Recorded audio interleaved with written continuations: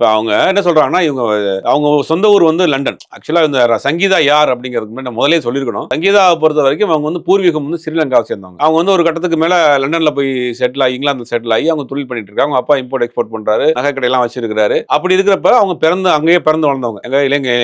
இங்கிலாந்துல பிறந்து வளர்ந்தவங்க. ஷூட்டிங் பார்க்கறதுக்காக வர்றாங்க. சும்மா டூரிஸ்டா தமிழ்நாட்டுக்கு வர்றப்ப ஷூட்டிங் போறாங்க. ஃபிலிம் சிட்டில ஒரு படத்தினுடைய ஷூட்டிங் நடந்துட்டு இருக்கு. அந்த ஷூட்டிங்ல விஜய் நடிச்சிட்டு இருக்காரு. விஜயை பாக்குறாங்க. 2 பேருக்குள்ள ஒரு காதல் ஏற்படுது. விஜய் தான் ப்ரொபோஸ் பண்றாரு. அவங்க லண்டனுக்கு போயிட்டாங்க. ஷூட்டிங் பார்த்துட்டு வேடிக்கை பார்த்துட்டு ஒரு சுற்றுலா பயணியா பார்த்துட்டு போயிட்டாங்க. அவருக்கு பிடிச்ச போது 2 குடும்பத்தையும் அப்புறம் தேடி கண்டுபிடிச்சு யாருன்னு கண்டுபிடிச்சு அப்புறம் அவங்க 2 பேர் ஃபேமிலியும் திருமணம் பண்ணிக்கிறாங்க. திருமண வாழ்க்கை ஸ்மூத்தா தான் போயிட்டு இருக்கு. 27 வருஷம் ஒரு ஆண் பையன் ஒருத்தர் இருக்காரு. ஒரு படம் டைரக்ட் பண்ணிட்டு இருக்காரு. ஒரு பெண் இருக்கு, வெளிநாட்டுல படிச்சிட்டு இருக்காங்க. லைஃப் ஸ்மூத்தா தான் போயிட்டு இருக்கு. போனதுக்குள்ள தான் இப்ப அந்த நடிகையினுடைய வாழ்க்கைக்குள்ள நடிகை வந்ததுக்கு பிறகு தான் இவங்களுக்குள்ள இவ்வளவு பிரச்சனை வந்திருக்கு. அதுக்கு பிறகு அவங்க கண்டிச்சிருக்காங்க. அதையும் கண்டினியூ பண்ணல. அவர் திருப்பி அந்த வேலையை பண்ணிருக்காரு. அப்ப கூட வெளியில போறாரு, போட்டோ போறாரு. ஒரு கட்டத்துக்கு மேல வேணான்னு வீட்டை விட்டு அவங்க வெளியில ஏறி திருப்பி லண்டனுக்கு போயிடுறாங்க. அப்புறம் 2 குடும்பம் திருப்பி கொண்டு வந்திருக்காங்க, சேர்த்து வச்சிருக்காங்க. திருப்பி பிரச்சனை வந்திருக்கு, திருப்பி போயிருக்காங்க. அப்புறம் வந்து கடைசியாக 2025 வரைக்கும் கூட பேச்சுவார்த்தை நடந்தது. அவங்க வந்து இப்ப டிவோர்ஸ் வரைக்கும் போயிருக்காங்க.